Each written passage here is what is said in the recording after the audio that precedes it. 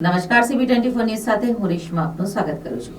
માનનીય મુખ્યમંત્રી શ્રી ભૂપેન્દ્રભાઈ પટેલની ગરિમામય ઉપસ્થિતિમાં અમદાવાદના સાબરમતી રિવરફ્રન્ટ ખાતે આંતરરાષ્ટ્રીય પતંગ મહોત્સવને જનતા માટે ખુલ્લો મૂકવામાં આવ્યો હતો। અમદાવાદમાં આંતરરાષ્ટ્રીય પતંગ મહોત્સવ 2024નો પ્રારંભ થઈ ગયો છે। ગુજરાત સરકારના પ્રવાસન વિભાગ દ્વારા 7મી થી 14મી જાન્યુઆરી 2024 દરમિયાન આંતરરાષ્ટ્રીય પતંગ મહોત્સવનું આયોજન કરવામાં આવ્યું છે। આ ઇન્ટરનેશનલ કાઇટ ફેસ્ટિવલ 2024નું રવિવારે ગુજરાતના મુખ્યમંત્રી ભૂપેન્દ્ર પટેલ દ્વારા ઉદ્ઘાટન કરવામાં આવ્યું હતું। આ વખતે પતંગ મહોત્સવમાં પતંગબાજો ભગવાન રામની છબી ધરાવતા પતંગ ઉડાવીને કરતબ દેખાડશે। આ પતંગ મહોત્સવમાં 55 દેશોના 153 પતંગબાજો ભાગ લઈ રહ્યા છે, જેમાં 12 રાજ્યોમાંથી 68 અને ગુજરાતમાંથી 865 લોકો ભાગ લઈ રહ્યા છે। આ પતંગ મહોત્સવમાં ફ્રાન્સ, તુર્કી, યુક્રેન, સ્પેન, શ્રીલંકા અને થાઇલેન્ડ સહિતના અનેક દેશોના પતંગબાજો ભાગ લેવાના છે। અમદાવાદની સાથે રાજકોટ, સુરત, વડોદરા અને વડનગરમાં પણ આ ફેસ્ટિવલનું આયોજન કરાયું છે। પતંગ મહોત્સવની સાથે અહીં હસ્તકલા અને ખાણીપીણીના સ્ટોલ પણ ઊભા કરવામાં આવ્યા છે। એ ઉપરાંત પતંગ મહોત્સવ દરમિયાન આંતરરાષ્ટ્રીય અને રાષ્ટ્રીય પતંગબાજો દ્વારા આયોજિત પરેડનું પણ આયોજન કરાયું હતું। આ ઉપરાંત 7 થી 13મી જાન્યુઆરી દરમિયાન પતંગ મહોત્સવ દરમિયાન દરરોજ સાંજે 7 થી 9 વાગ્યા સુધી સાંસ્કૃતિક કાર્યક્રમોનું પણ આયોજન કરાયું છે। રવિવારની રજાના દિવસે મજા અમદાવાદીઓએ માણી અને સાબરમતી રિવરફ્રન્ટ ઉપર યોજાયેલા આંતરરાષ્ટ્રીય પતંગ મહોત્સવ અને ફ્લાવર શો જોઈને તેમણે વધારે મજા માણી હતી। રિવરફ્રન્ટ ઉપર વલ્લભ સદન પાસે આંતરરાષ્ટ્રીય પતંગ મહોત્સવ અને ઇવેન્ટ સેન્ટર ખાતે મ્યુનિસિપલ કોર્પોરેશન દ્વારા વાયબ્રન્ટ અમદાવાદ ફ્લાવર શો 2024નું આયોજન કરાયું છે।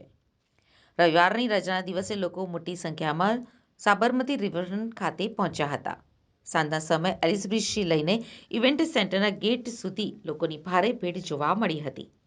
ફ્લાવર શોમાં પ્રવેશ મેળવવા માટે લોકોની અડધો કિલોમીટર લાંબી લાઈનો લાગી હતી અને 15 મિનિટે ફ્લાવર શોમાં પ્રવેશ મળતો હતો। વિશ્વના સૌથી લોકપ્રિય નેતા અને આપણા યશસ્વી વડાપ્રધાન શ્રી નરેન્દ્રભાઈ મોદીના નેતૃત્વમાં વાયબ્રન્ટ ગુજરાત સમિટની 10મી એડિશનનો બુધવારથી પ્રારંભ થવાનો છે। આદરણીય વડાપ્રધાન શ્રી સમય કરતા હંમેશા આગળનું વિચારનારા વિઝનરી લીડર છે।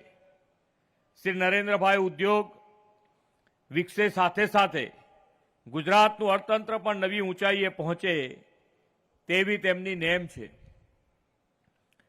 ગુજરાતના સર્વાંગી વિકાસની પતંગને વિશ્વના આકાશમાં ઉડાન આપવાની દીર્ઘદ્રષ્ટિ સાથે આદરણીય નરેન્દ્રભાઈએ 2 દાયકા પહેલા વાયબ્રન્ટ સમિટ શરૂ કરેલી છે। સામાન્યમાં સામાન્ય માનવીને તેના લાભ મળે, આવક વૃદ્ધિ, રોજગાર સર્જનથી ગુજરાતની ગતિ પ્રગતિ વધી રહે તેવી પ્રો પીપલ અભિગમની પરંપરા તેમણે વિકસાવી છે। ઉત્તરાયણના લોકપ્રિય પતંગ પર્વને વડાપ્રધાનશ્રીએ આવા આગવા વિઝનથી વિશ્વ ખ્યાતિ અપાવીને દર વર્ષે ઇન્ટરનેશનલ કાઇટ ફેસ્ટિવલ મનાવવાની દિશા આપી છે। દર વર્ષે દેશ વિદેશી વધુને વધુ પતંગબાજો આ મહોત્સવમાં આવે છે। વડાપ્રધાનશ્રીનું 5Tનું વિઝન છે।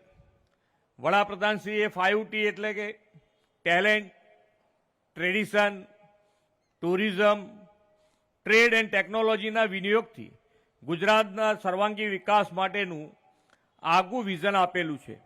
વડાપ્રધાનશ્રીના આ વિઝનને સાકાર કરવા આપણે જનભાગીદારીથી ઉત્સવની ઉજવણીના તમામ આકર્ષણોમાં આ 5T જોડીને વિકાસની નવી કેડી કંડારી છે।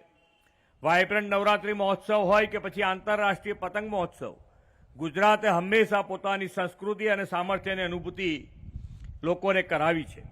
આવા આયોજન રાજ્યના અર્થતંત્રને મજબૂત બનાવે છે। એટલું જ નહીં, રોજનું કમાઈને રોજ ખાનારા ધંધાર્થીઓને પણ આર્થિક સ્થિતિમાં પણ સુધારે છે અને અન્ય આનુષંગિક રોજગારીની તકો પણ તે વધારે છે।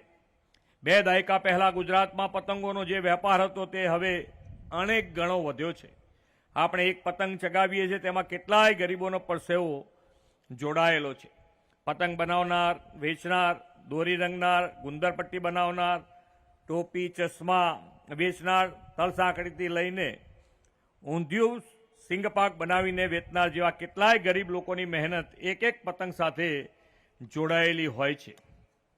વર્લ્ડ હેરિટેજ સિટી અમદાવાદમાં ગુજરાત ટુરિઝમ તરફથી દર વર્ષે આંતરરાષ્ટ્રીય પતંગ મહોત્સવનું આયોજન કરવામાં આવે છે. આ વર્ષે પણ 7મી જાન્યુઆરી એટલે કે આજથી 14 જાન્યુઆરી સુધી 33મી આવૃત્તિનું આયોજન થયું છે. તો આ ઉપરાંત ગુજરાતના 9 શહેરોમાં પતંગ મહોત્સવનું આયોજન કરવામાં આવ્યું છે. આ પતંગ મહોત્સવમાં 55 દેશોના 153 આંતરરાષ્ટ્રીય પતંગબાજો, 12 રાજ્યોના 68 રાષ્ટ્રીય પતંગબાજો અને ગુજરાતના 23 શહેરના 865 પતંગબાજો પોતાના વિવિધ આકારના પતંગોથી દર્શકોને મંત્રમુગ્ધ કરશે. Fifth times. So fifth times. Yeah, I enjoy flying here. Okay, so have you ever seen before this kite festival? No. I haven't. Today is the first. Today is the first, and today is the first time that I am in India as well. So would you like to say something about this amazing event? I haven't seen it yet, but from now, like the preparation, the people, it looks amazing, and I'm like willing to see how it goes, and I think it will be a beautiful show. Okay, very good. Thank you. So ma'am, how was your experience? Very nice. I enjoy coming here every year, but the COVID thing hold everything off, and yeah, hopefully in future I can still come here.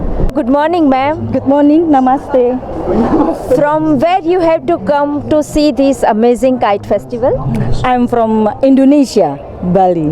Okay, so have you ever seen before this type of event? Yes, last year I'm coming. Okay, so how was your experience?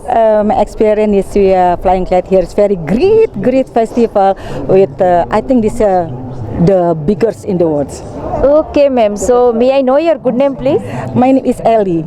Okay, nice to meet you, Nice to ma'am. meet you. Thank you. Good morning, ma'am. Good morning, dear. May I know your good name, please? My name is Angelica. I'm from Belarus.